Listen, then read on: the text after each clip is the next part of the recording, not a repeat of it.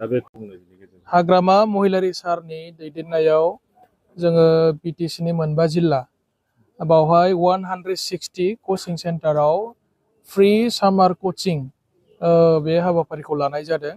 आङो दिनै चिरां जिल्लायाव बेरायनानै नायगिदिंफैदों, स्टुडेन्टफोरजों इन्टारेक्शन खालामदों आरो स्टुडेन्टफोरजों जोङो रायलायदों जे सामार कचिंखौ लानानै बोरै मोनदों, मा साबजेक्टखौ लानानै बिथांमोना दासिम माने फोरोंबाय थादों।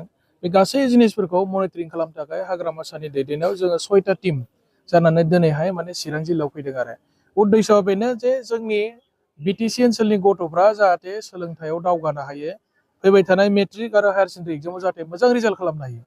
दा सामार माने कचिं माने मोनाब्ला बिसोर मा जायो, गथ'फ्रा गामियाव ओरैनो थायो, लेखा फराया आरो गार्जेनफ्राबो बिसोरखौ माखासे एंगेज खालामना दोननो रोङा। दा बेनि थाखाय माने बेबायदि जोबोद माने गालाय गुजाय जानानै थायो, गथ'फ्रा माने टाइमखौ ओरैनो वेस्ट खालामो। दा जाहाथे टाइमा वेस्ट जाया, खारन मेट्रिक परिखा फैनो थाखाय 6-7 मासल' टाइम दंसै, हायार सेकेन्डारि फाइनाल लिरनो थाखाय 6-7 मासल' टाइम दङ। दा बेखौ साननानै हाग्रामा महिलारी सारा जोंनि बिटिसि ओनसोलनि सोलोंथाइ बिथिङाव जाहाथे जोंनि गथ'फोरखौ दावगाहोनो हायो, माने टप माने जानो हायो आसामनि मादाव, बिटिसिनि मादाव बेबायदि माने मोजां सोलोंथाइ होनो थाखाय हाग्रामा महिलारी सारनि दैदेननायाव माने सामार कचिं सेन्टार खुलिनानै बेबायदि गुबुन गुबुन साबजेक्टनि सायाव फोरोंनाय सोलिगासिनो दङ। जोङो सानदों बेबायदि खालामबाय थायोब्ला जोंनि गेजेराव गथ'फ्रा माने मोजां रिजाल्ट खालामनो हागोन, भबिष्यत जोंनि ओनसोलनिफ्रायबो टप 10 स्टुडेन्टफोर माने जोङो मोननो हागोन होनना जों सानदों आरो बाहाय आसामिस मिडियाम, बर' मिडियाम बयखौबो लानाय जादों आरो टिचारफ्राबो माने बिसोरो मोजां रोखोमनि फोरोंगासिनो दङ। जोङो बेखौनो दिनै माने चिरां जिल्ला हिसाबै इन्सपेक्सन खालामफैदों आरो नायफैदों आरो बिनि गेजेरावनो जोङो गोबां फरायसाफोरखौ बाहागो लाफानायखौ नुनो मोना, बैसोरखौ मा बुङो?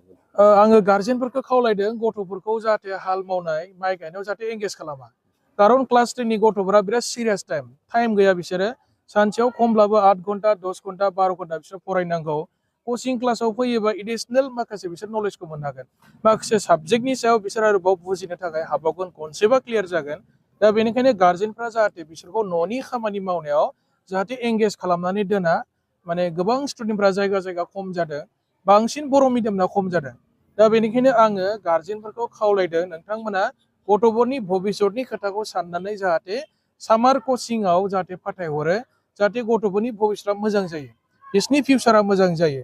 दा बेखौ आङो गार्जेनफोरखौ खावलायहरदों आरोखि, जाहाथे गार्जेनफ्रा सिनसियारलि गावनि गथ'फोरखौ लेखा फरायनायाव जाहाथे सुबिदा होयो, गोसो होनो, मानो फिउचारखौ दानांगोन नालाय बिसोर गथ'फ्रा। दा आङो बेखिनि खोथाखौ आङो जोंनि बिटिसि ओनसोलनि जायफोर स्टुडेन्टफ्रा क्लास 9-10आव फरायगासिनो दङ, 11-12आव फरायगासिनो दं, बिथांमोननि गार्जेनफोरखौ आं खावलायहरदों आरोखि। दा बिटिसिआव जे फरेस्ट बिफाननि जे थिसनथाइ लानाया फिजिकेल माबायाव सोलिगासिनो दं, रेसियो हिसाबाव नायोब्ला बेखौ 1:300+ जानो नागिरदों, इउथ्सफोरखौ नों मा बुंनो नागिरदों सार? बावथ' फरेस्ट डिपार्टमेन्टनि जिथु इन्टारभिउ माने रिक्रुटमेन्टनि थाखाय इन्टारभिउ माने फिजिकेल टेस्ट सोलिगासिनो दङ। रेसियो हिसाब नायोब्लाथ' बिदि जायो नों बुंनाय बायदि, खिन्थु बेजों खोथा नङा, मेरिट बेसआव जायफोर माने मेरिट लिस्टआव गाखोगोन, दा बिसोरनो साख्रिखौ मोनगोन आरो बेयाव फिटनेसनि खोथा दङ आरो रिटेन एग्जाम जागोन, मेडिकेल जाबावगोन, जेबानो जायाखै मैया दाख्लैसो माने रानिं टेस्ट जादों। दा बेनि थाखायनो दा जेबो बुंनो हाया आरो बेखौ नायनो थाखाय जों अलरेडि CSB बर्डनि चेयारमेन दं, मेम्बार बिथांमोन दंखायो आरो बिथांमोना बेखौ नायगासिनो दं आरोखि। साख्रिनि अनगायैबो माबा मोनसे खालामनो? साख्रिनि अनगायैबो जोंना चिफ सारा मोनसे डिसिसन लादों, दा बेखौ अफिसियेलि बुंथ'ला, जे जोङो स्किल डेभेलपमेन्टनि खोथा सानबाय थादों। जोङो मानसिफोरखौ बिभिन्न साबजेक्टआव जोङो माने स्किल खालामनानै, ट्रेन आप खालामनानै थांना थानो हानायनि बेबस्था बिदि खालामनो थाखाय सिन्था खालामदों। दाख्लै बेयावबो 2-3सो इउनिभारसिटिखौ भिजिट खालामनानै फैबाय, स्किल डेभेलपमेन्टनि माने मोनसे इउनिभारसिटि जोंनि बिटिसिआव खुलिनो थाखाय बेखौ माने सानगासिनो दं आरो जाहाथे जोंनि साख्रि मोनै बेकार जायफ्रा माने मोजां पारसेन्ट मोनासै, मोजाङै फरायनासै, बेबायदि बेकार स्टुडेन्टफोरखौ, लाइमोनफोरखौ जाहाथे स्किल ट्रेनिं होनानै बिसोरखौ थांना थानो थाखाय माबा मोनसे मोजां बेबस्था होनो हायो, बिनि थाखाय जोंनि बिटिसि गभर्नमेन्टआ बेखौ सिन्था खालामगासिनो दं आरोखि। सार, रुनिखाथायाव मडेल स्कुलनि नामाव 5 बोसोरसोनि सिगां मोनसे मडेल स्कुल लुदों, 30-40 बिगा जागोन, दा कनस्ट्राक्सन पार्टआबो जोब्बायानो, दा बेखौ माबा मोनसे खालामनायनि मडेल स्कुला एक्सुवेलि बेखौ माने सेन्ट्रेला मोनसे फोसावदोंमोन सिगाङाव। मडेल स्कुल माने मोनफ्रोमबो जायगायाव रुनिखाथाल' नङा लुदोंमोन, बिल्डिं इनफ्रास्ट्राक्चारफ्रा फ्राय माने जोब्बाय। दा बेनि बेलायाव माने गभर्नमेन्ट अफ आसाम आरो गभर्नमेन्ट इन्डिया मा डिसिसन लादों आं बेखौ दासिम क्लियार नंथ'आ आरोखि, बिसोरनाव रायज्लायनांगोन दै।